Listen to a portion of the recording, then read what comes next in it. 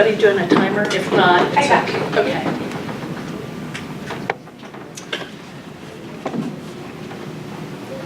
It's alarming. We may be letting the wrong people drive the medical supply innovation bus. The Kili Summit Corporation believes that the patient is in the best position to determine simple solutions to everyday problems. My name is Cindy Dalton. I'm the inventor of the Kili medical drain carrier. I've had 9 surgeries where I was required to wear medical bulbs. They're about the size of a large lemon attached to a drain line. The drain line is inserted during the surgery. It siphons away fluid from the surgical area, keeping it free from infection. There are about 750,000 people in the US that will need to deal with those drains using nothing more than a safety pin. Our prototype was created and tested at UC Davis Plastic Surgery Center with 25 patients. Not only did they find it extremely effective, the medical team at the center felt that it was the best solution they'd ever seen. Now, we are a simple, effective solution at a price of about $5 a unit that has the potential to improve that patient's experience and surgical outcome. It prevents their readmission and it restores their dignity. Watch this video.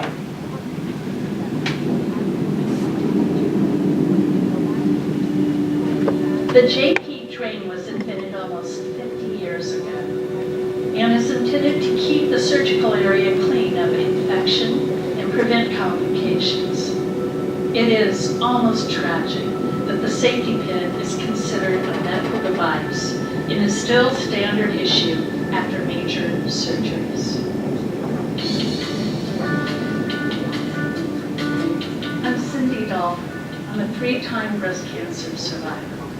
I created Kili Medical Drain Care based on my own personal experience in the hospital after surgery. When drain bulbs are attached to a patient's hospital gown using pins, not only are they awkward, but they're also potentially painful for that patient. I wanted to help people in the hospital after surgery to become independent, be able to shower, and to do it without having drain bulbs tethered to their hospital gown. The Kili carrier reduces the amount of time required for changing a patient's gown. You no longer have to unpin then repin drain bulbs with each gown change, and the mesh material means you can easily view the bulbs and their fluid levels when a patient is confined to a bed. Take the waist ties and tie the 2 ends of a loose bow in the back of the patient. Comfortably place the carrier in front and safely position up to 4 drain bulbs in the pocket. Use the zipper to secure the bulbs. Should you need it a bit higher up, you can place the Kili on an angle. Patients can now shower or bathe and experience full mobility soon after surgery. Best of all, they can recover in a comfortable and dignified way.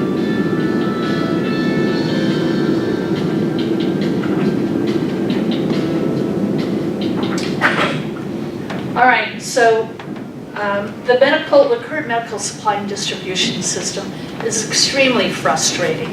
We have approached all major U.S. medical suppliers and distributors. They've all declined a partnership or a licensing agreement. And the reason is the cost. The cost of a safety pin is barely anything. It has no impact on their bottom line.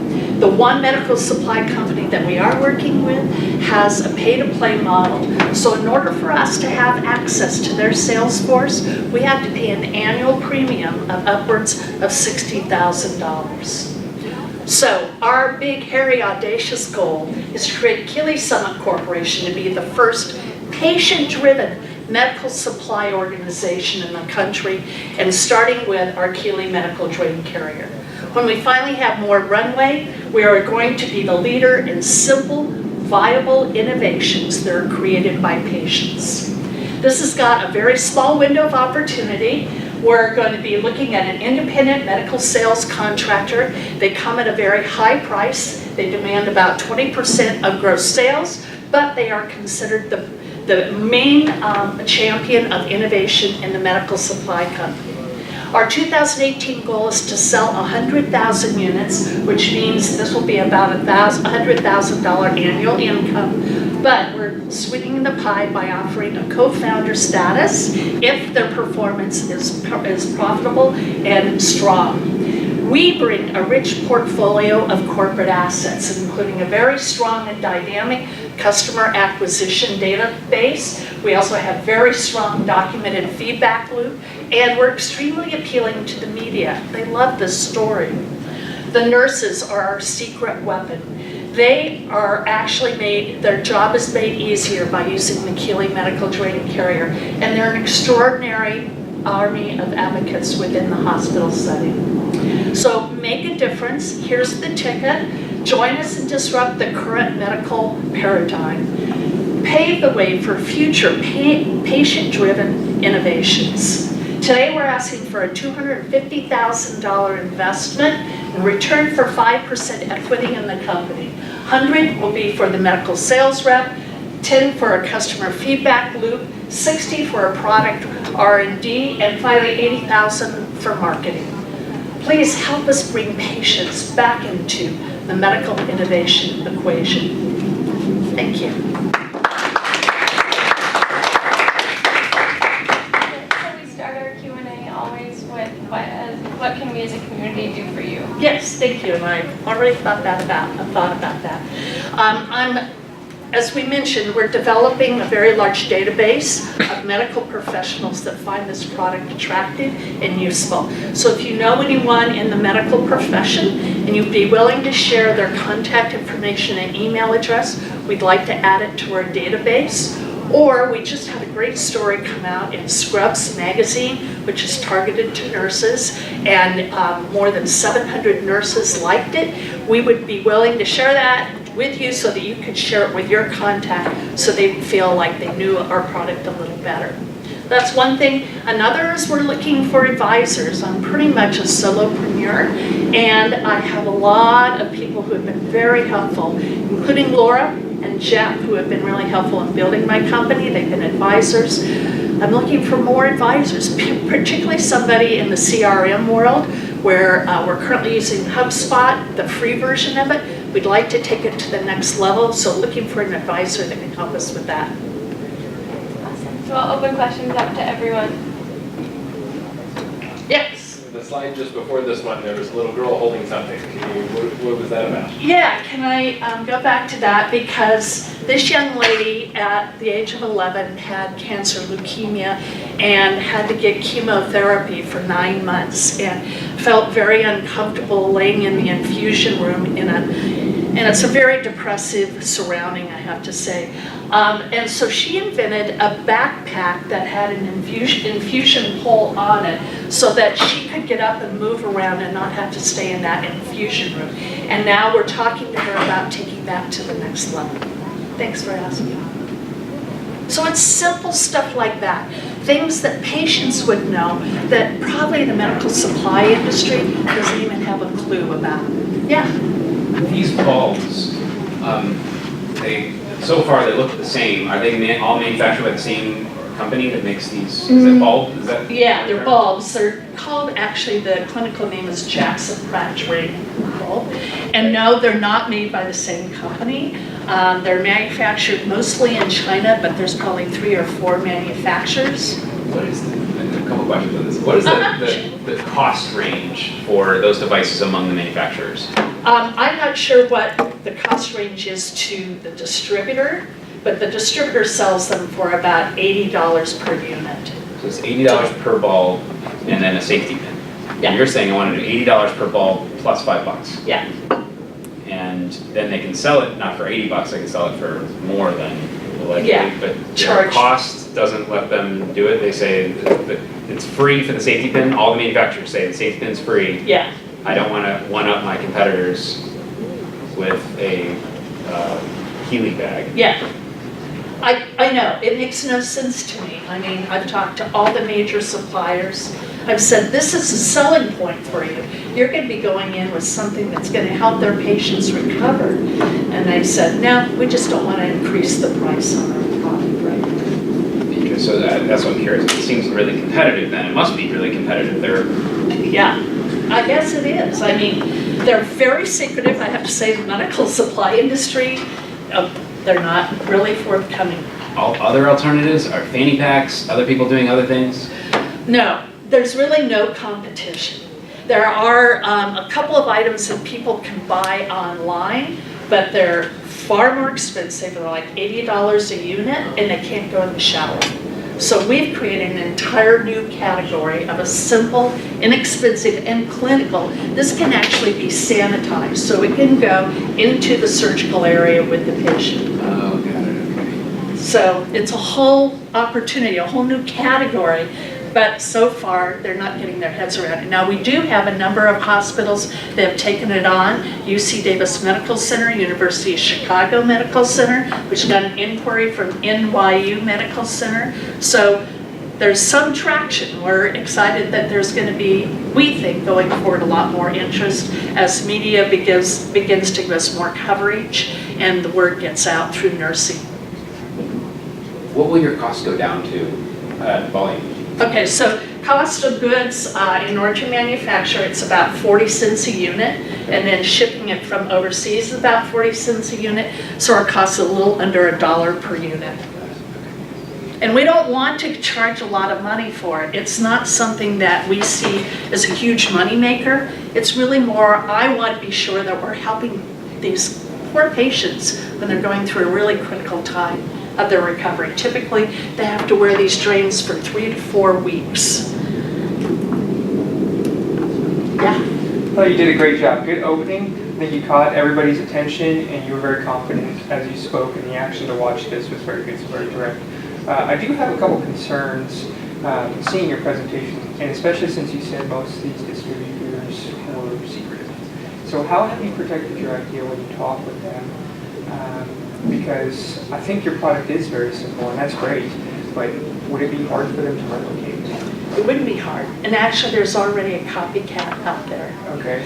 So we are patent pending, but an individual here in Sacramento created something almost exactly the same as ours and sold it into Kaiser Permanente at the corporate level. So we contacted Kaiser, told them they haven't done anything about it. We can't litigate until we actually have a patent. But in the meantime, you're right, there are medical supply companies. I would think if I were them, I would go, shoot, we just change this up a little bit and we'll start making it ourselves. So good question. I mean, I want to get it out there, so I'm not going to keep it a secret. I want to get people able to use it. In the meantime, I may be risking the fact that medical supply industry will take the idea and run with it. Well, it's good that you have a patent on it. What you might be able to do, and I know this sounds counterintuitive, is maybe not bug that person so much. They might be doing work for you for free, right? That you could come back and say, hey, I have a patent. Now they've gotten it into all the large organizations for you, and done that work. Ah, good point. Okay, good. Yeah, I've chosen not to be negative around that, though it hurt that somebody would steal the idea. But I'm not going to go negative, but that's a good point, take it to even a positive. I'm sorry, what, Laura? There's a movement, it's the e-patient movement. Are you aware of that? So it stands for, it's like patients taking control of their health care and not just depending on what the doctors say. And they have these huge conferences that people attend. And I'm wondering if you're looking to, you said your goal was, I don't remember the exact words, but activate patient innovation. Yeah, right. That would be a network that would support that idea. So you might want to Google e-patient. There's someone here locally, Liz Salmi, who's very active in that. She's a brain cancer survivor, a young woman. And then I also have one of the spokespeople for the movement. What do they call him? Something Dave. E-patient Dave is a personal contact of mine if you're interested in chatting with them. But I think Liz would be a good one to chat with about if there are products similar to yours that patients have advocated for that has made a difference. Yeah. It's a huge network. So so. Yeah, good point. We're finding right now our sweet spot is the nursing network and the conferences, medical conferences that they attend. When we go and talk to them, as I mentioned, it makes their job easier when the patient is laying in the bed in the hospital and they've got, say, 4 drains. They're under the patient's body. They're often going to detach from their sutures. So the nurses find this incredibly effective for when they change the gowns, everything's centrally located. Basically, the patient doesn't need to even take that Kili carrier off of themselves during their entire recovery. So it's so simple that I'm embarrassed I invented it. It should have been created years ago, but it wasn't. And so I'm going to make my best effort to get it out there and get patients available to it. Yeah. What role do nurses play in buying decisions? It's very individual in terms of hospitals. Some hospitals, they empower nurses and they say, yeah, bring in any good ideas. Others, it's strictly an administrative decision whether or not new products are brought in. So we have met with, the key is the material management department at hospitals, and they're the ones who actually place orders. So going in and talking to them has been effective, but not for a long time. They initially don't even want to hear about it. Then when their nurses come and say, you know, I wish you would talk to her about it, it really will make our job much easier, then the doors slowly open, but it's a long process. Yeah, Graham. So to his earlier point about there are manufacturers that make this, they sell it to the distributors then sell it onto the hospitals. If these manufacturers have no loyalties typically, and don't care who they're selling to. If you ever reached out to them and said, hey, how much are these? And if the bulb, you know, if it's sold under the distributor at $40 and they're reselling it at this, can you buy it, take a little bit less margin on it? I think like what he's saying. And so then when you come to the distributor, you say you could buy this for $40 with the safety pin, or buy this packaged carrier with a Kili carrier for $40. What are you going to do? And oh, by the way, all your nurses want this. I don't know if that was the point he's trying to make, but That's a good point. That's a really interesting, because those manufacturers, they do not care. You just Right. call them and say, I want 1,000. They say, great, they're $3 a piece.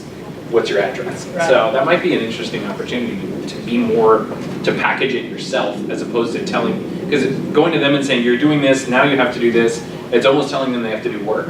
But if you just say, here's a better choice, it's the same amount of work and same price, that's an easy decision for me. Yeah. Bundle it, basically. Bundle it, yeah, do the bundling yourself. Yeah. You know, you're already getting it made, go get the next one. So. Yeah. Yeah. Yeah, good point, good point. I am nervous once I go to, say, the manufacturer in China, say, that they're gonna see it and go, oh yeah, we can make these even cheaper, and we'll start distributing it. Well, then you just buy it from them too and keep your brand. Yeah. Hey, There let you let go. them do the R&D for making the product cheaper and just keep buying, because again, they still have no loyalties. So. Yeah. Yeah. They don't, you're right. All right, thank you very much. If you're an intern, you'd be interested in helping me. I'd be interested in helping you with your work. And if you're interested in helping us advise on anything, let me know. Thanks.